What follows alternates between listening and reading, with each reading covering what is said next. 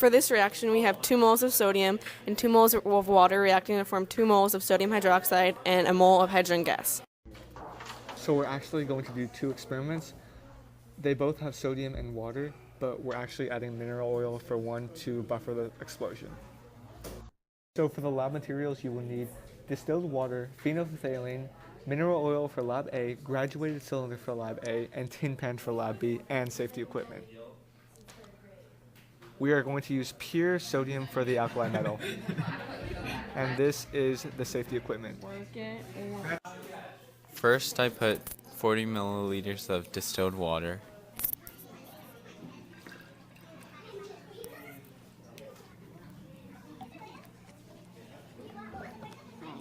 Then I put 40 milliliters of mineral oil.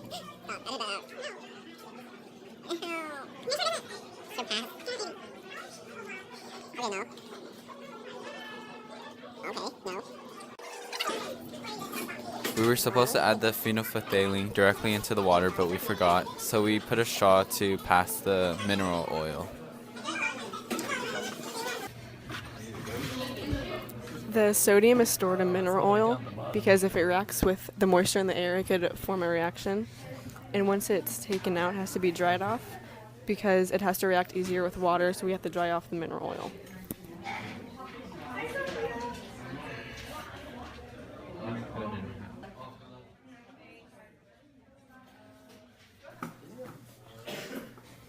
When you add the sodium to the water, it produces sodium hydroxide, which is basic, and increases the pH, so that's why the water is going to turn pink.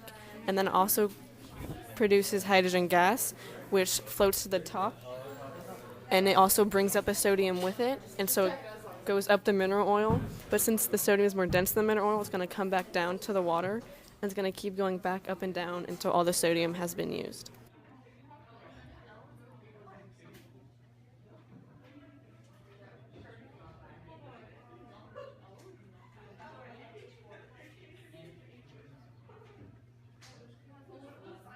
Is that considered successful? No, it should go back down then.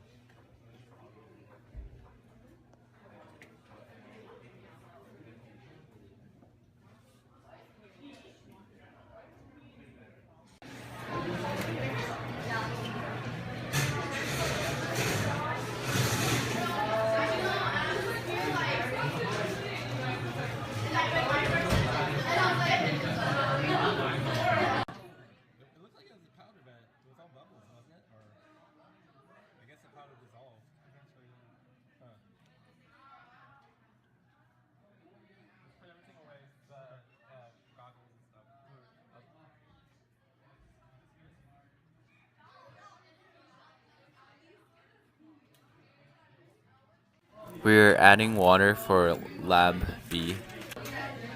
This is a piece of sodium that we will be using.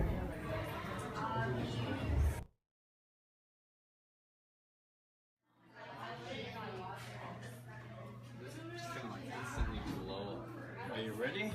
Yeah. Ready? Dad, step back. This is going to be an exothermic reaction that produces hydrogen gas and heat energy, and the heat energy is enough to ignite the gas to cause an explosion. Yeah, oil on one. So once the oil kind of comes off.